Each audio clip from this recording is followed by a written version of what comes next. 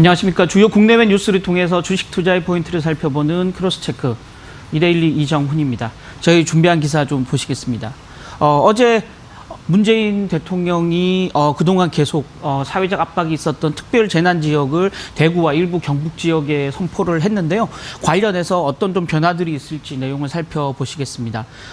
국내 증시 대표주 삼성전자 최근에 급등락 양상을 보였었는데요. 이후에 증시 반등이 기대되는 국면에서 삼성전자의 주가 흐름은 어떨지 좀 미리 점쳐보는 시간을 가지겠고요. 이 시간을 통해서 자주 말씀드렸습니다. 이번 위기의 본질은 회사채 시장을 통해서 확산될 수 있다. 그 회사채 시장 움직임이 어떤지 함께 좀 보시도록 하겠습니다. 기사 본문 보실 텐데요. 어제 문재인 대통령이 특별 재난 지역을 선포를 했습니다.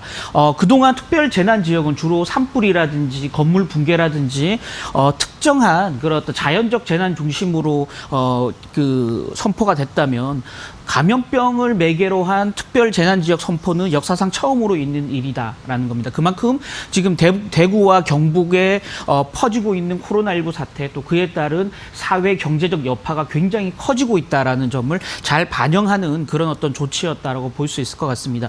주요 내용들은 복잡해서 굳이 살펴볼 필요가 없겠고요. 핵심적인 부분만 짚어드리면 이 특별 재난 지역이 선포되면 정부가 직접적으로 이 피해를 입는 지역민들에게 현금을 지원할 수 있는 법적 근거가 생긴다는 겁니다. 지금 추경 편성을 통해서 지속적으로 이 피해를 입는 그 가게나 또는 소상공인 자영업자들을 직접적으로 지원하는 대책들을 내놓고 있지만 여야 간의 추경 합의가 지금 원만하게 이루어지지 않고 있는 상태에서 특별 재난 지역을 선포한다는 말은 기본적으로 국가가 가지고 있는 예비비를 통해서 피해를 입는 당사자들을 직접적으로 지원할 수 있는 근거가 생긴다는 겁니다. 그래서 예비비는 비상금 쪽으로 정부가 미리 쌓아두는 자금들인데요. 이 예비비를 통해서 직접 현금을 지원하는데 어떤 부분이냐, 또 주거비, 집을 잃은 사람들이나 또는 주거 생계비가 당장 힘든 그런 어떤 자영업자를 대상으로 한 생계비, 주거비 지원 등등이 이루어지고요. 또는 정부가 지금 준조세처럼 걷고 있는 직접 조세인 세금이라든지 준조세로 걷고 있는 4대 보험 같은 경우를 감면해 줄 수 있는 법적 근거가 새롭게 생긴다는 점에서 이 특별재난지역 선포 자체가 이 대구와 경북 지역에서 피해를 입은 당사자들에게 직접적인 현금 지원 플러스 가처분 소득을 늘려주는 세금과 준조세의 감면 효과를 누릴 수 있게 한다라는 점에서 굉장히 긍정적인 어떤 조치라고 보여지는 부분이고요. 관련해서 다음 기사를 좀 살펴보시면 국내 상황들도 굉장히 좀 좋은 양상을 보이고 있다는 겁니다. 일단은 여기 제목을 한번 보시면 국내에 지금 코로나19 신규 환자가 지금 최근 사흘간 지난주 금요일부터 금토일 사흘간 100명대를 지금 계속 기록하면서 안정적인 흐름을 보여주고 있다는 거고요. 특히나 고무적인 부분들은 완치 환자, 다 나아서 자가격리가 풀려서 사회로 다시 돌아가는 환자 수가 신규 환자 수를 앞지르고 있다는 겁니다. 그래서 병에 새롭게 걸리는, 코로나19에 새롭게 걸리는 환자보다 다 나은 환자가 더 많아지는 골든크로스가 발생하면서 전체적으로 우리나라에서의 코로나19 사태는 진정 국면으로 가고 있다라는 지표상으로 지금 그런 현황들을 잘 보여주고 있다라는 겁니다. 다만 일정 부분은 지금 일상 속에서의 감염 공포는 여전히 유효하다라는 점은 고려를 하셔야 될 것 같습니다. 구로 콜센터라든지 또 최근 PC방에서의 3명 감염이라든지 또 해수부를 비롯한 정부 청사 내에서의 대규모 집단 감염이라든지 이런 부분들은 산발적으로 나타나고 있지만 이런 부분들만 잘 통제한다면 지금 우리나라의 코로나19 사태 자체는 굉장히 안정적인 국면으로 갈 수 있다는 겁니다. 따라서 지금 현재 코로나19 사태의 판세는 해외 부분이 좌우한다라고 볼 수 있을 것 같습니다. 아시다시피 주말 중에 지금 미국은 트럼프 대통령이 국가 비상사태를 선포하면서 이 코로나19 사태에 엄정하게 대응하겠다라는 입장을 밝혔는데요. 이 부분도 국내 그 재난구역 선포와 동일한 의미에서 굉장히 긍정적인 의미를 가진다라고 보여지는 부분입니다. 왜냐하면 지금 트럼프 대통령은 사실은 코로나19 사태로 따른 경제적 피해를 부양하기 위해서 페이롤 텍스라고 하는 급여세 감면이라는 정책을 채택을 했는데요. 이 부분은 의회에서 민주당의 승인을 받아야 되는 부분이고요. 그러다 보니까 직접적으로 재정 자금을 투입하거나 그런 어떤 세금을 깎아주는 부분에 부분에 있어서는 일정 부분 민주당과의 합의라는 어떤 시간적 갭이 발생할 수밖에 없는 부분인데요. 국가 비상사태를 선포하고 나면 지금 미국 내에서 가지고 있는 예비비 성격으로 가지고 있는 국가 재난기금이라는 총 500억 달러에 이르는 국가 재난기금을 언제든 꺼내 쓸 수 있는 그런 법적 근거가 생긴다라는 겁니다. 따라서 지금 현재 그 코로나19에 따른 진단 검사라든지 여러 가지 형태의 법적 지원들이 지금 나타날 가능성이 굉장히 크다라는 점에서 긍정적인 부분이다라고 보여지는 부분입니다. 특히나 지금 지난주 금요일에 WHO 세계보건기구가 코로나19 사태를 팬데믹으로 선언했다라는 그 사실, 그에 따라서 미국이 국가 비상사태를 선포했고 한국이 특별 재난 지역을 선포했다라는 자체는 지금 이 코로나19 사태가 최악의 사태, 최악의 상황, 정점을 치닫고 있다라는 반증으로 보여지는 부분이고요. 그에 따라서 코로나19 사태가 더 악화되면서 추가로 시장에 악재가 될 수 있는 요소는 오히려 줄어들고 있는 국면이다라고 보여진다는 면에서 증시에서는 이런 부분들이 오히려 불확실성을 조금씩 줄여주는 긍정적 효과가 있다라는 점을 감안하셔야 될 것 같고요.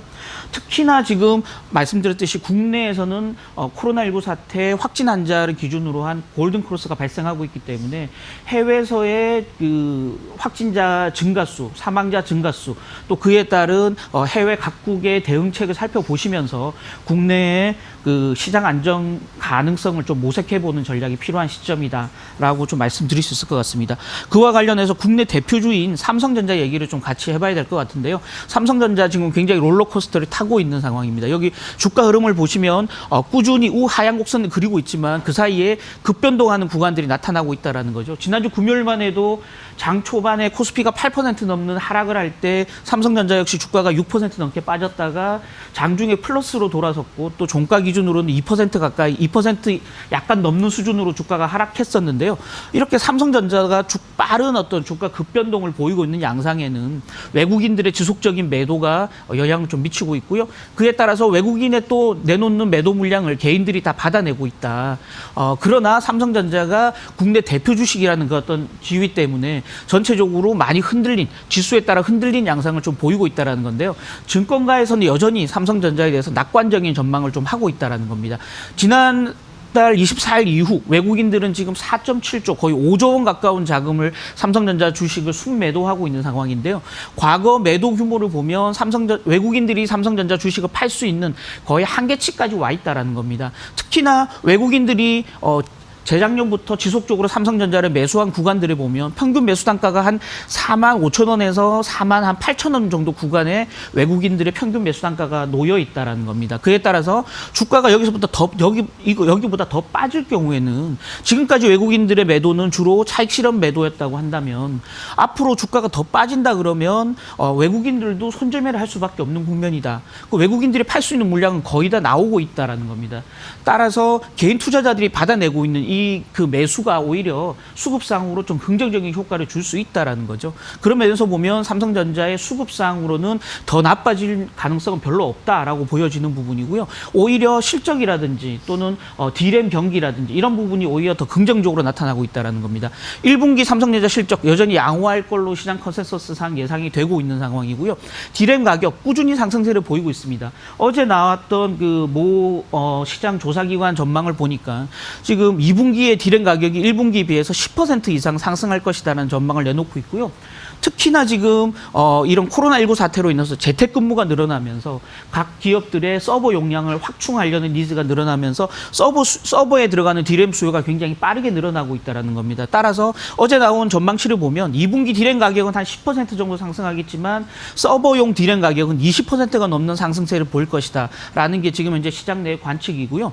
이런 그 실적 모멘텀 자체가 받쳐주고 있는 상황에서 수급상으로 최악의 국면을 넘어선다 그러면 삼성전자는 주가가 위로 올라갈 수 있는 가능성이 굉장히 커진다라고 볼 수 있을 것 같습니다. 지금 현재 12개월 실적 추정 PER이 11배 언저리에서 계속 머물고 있는 상태이기 때문에 글로벌리하게 봐도 피어 그룹 내에서의 삼성전자의 투자 매력도는 여전하다라는 측면에서 보면 여기 전문가들이 지금 내놓은 멘트, 증시가 반등하고 안정되는 국면으로 갈 경우 삼성전자가 가장 먼저 상승할 수 있다라는 거는 과장된 어떤 전망이 아니다라는 거죠. 그런 면에서 보면 지금 현재 주가가 조정하는 국면에서 삼성전자는 오히려 매수를 통한 비중을 확대하는 전략이 좀 필요한 시점이다라고 좀 보여지는 상황이다라는 겁니다. 관련해서 좀 그 다음 뉴스를 보시면 삼성전자 같은 양호한 기업들 제외하고 조금 그 크레딧 리스크가 있는 기업들 같은 경우는 오히려 조금 어려움에 처할 수 있다라는 겁니다. 시장은 양극화 국면으로 가고 있다라는 건데요. 지금 현재 저희가 우려했던 지금 주식 시장의 하락 또 전체적인 금리 하락이 위험 자산 그 회피가 시장에 직접적인 영향을 주려면 실물 경기에 직접적인 영향을 주려면 그 연결고리가 바로 크레딧인데요. 기업들의 크레딧 부실화가 기업들의 연쇄 도산을 만들어내고 자금줄을 얼어붙게 만들고 그에 따라서 실물 경기를 악화시키는 이런 연결고리를 사실은 끊어내야 되는데요. 이런 그 가능성 자체가 지금 조금씩 나타나고 있다는 겁니다. 기업들이 자금을 조달하는 경로 자체가 막히고 있다는 건데요. 기업들이 자금을 조달하는 방식이 크게 두 가지입니다. 주식시장에서 IPO나 주식 관련 그 증자나 이런 방식을 통해서 주식시장에서 직접 자금을 조달하는 방법이 있고요. 대부분의 기업들은 회사채를 발행하는 방식을 쓰는데요. 그동안 저금리 기조에 따라서 기업들이 많은 회사채를 찍다 보니까 대규모 만기 물량들이 지금 회사채 시장에 쌓여 있다라는 게 큰 우려입니다. 지금 AAA로 굉장히 양호한 하나은행 같은 경우도 지금 회사채 물량이 청약이 미달되는 양상을 보여주고 있고요. 관련해서 다음 뉴스를 좀 보시면 지금 코로나 쇼크를 통해서 우량채마저도 잘 팔리지 않는 상황들이 나타나고 있다. 왜 그러냐? 여기 한번 그래프를 보시면 회사채의 신용 위험, 회사채의 크레딧 리스크가 굉장히 커지고 있다는 겁니다. 여기 3년 만기 AA- 등급 회사채, 여기는 투자 적격 등급인데요. 이 회사채 금리와 3년 만기, 동일 만기의 국고채 금리 간의 차이, 우리는 흔히 크레딧 스프레드라고 얘기하는데요. 이 크레딧 스프레드가 굉장히 벌어지고 있다는 겁니다.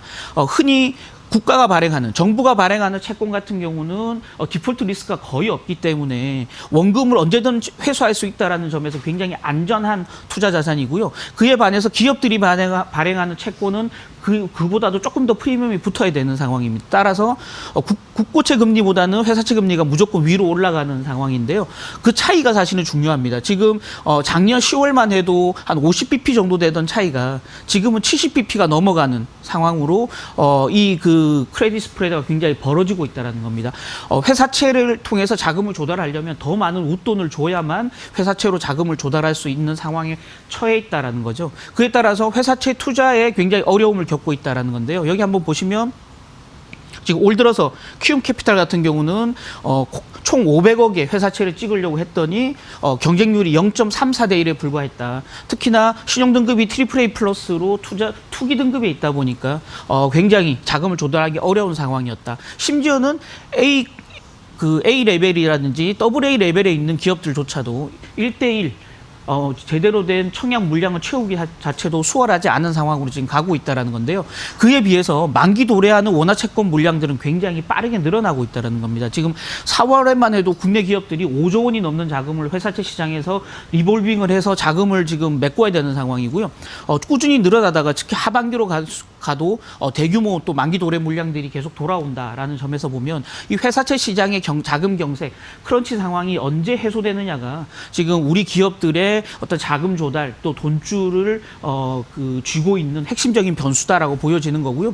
다행히 간밤에 연준이 대대적인 금리 인하 조치를 지금 제로금리까지 금리를 내렸고요. 한국은행도 이번 주 중에 기준금리를 인하할 걸로 예상이 되고 있기 때문에 전체적으로 이렇게 시중의 유동성을 풀어주는 조치가 전체적으로 위험 자산에 대한 선호도를 높여서 이 크레딧 스프레드를 조금씩 좁혀줄 수 있는 긍정적인 효과가 있겠다. 다만 실질적으로 이 크레딧 스프레드가 얼마나 좁혀지는지 또 기업들의 자금 조달이 얼마나 원활하게 이루어지는지 살펴보시면서 투자 전략을 세울 필요가 있겠다라는 말씀 드리도록 하겠습니다. 저희가 준비한 기사는 여기까지고요. 조금 전에 말씀드렸듯이 간밤에 미국 연준이 깜짝 통화 부양 조치를 발표했습니다. 재정 부양 조치와 함께 양축을 이루면서 뉴욕 증시 또 한국 증시, 글로벌 증시를 위로 끌어올릴 수 있는 굉장히 반가운 소식이었다라는 건데요. 그럼에도 불구하고 주가가 앞으로도 주가의 전체적인 잔파도는 계속 일 가능성이 있기 때문에 조금씩 주가가 상승할 때 좀 리스크를 좀 낮추는 전략 또는 단기로 투자하는 전략, 방망이를 짧게 잡고 단기로 투자하는 전략들이 좀 필요한 시점이다라는 말씀 드리도록 하겠습니다. 지금까지 이정훈이었습니다.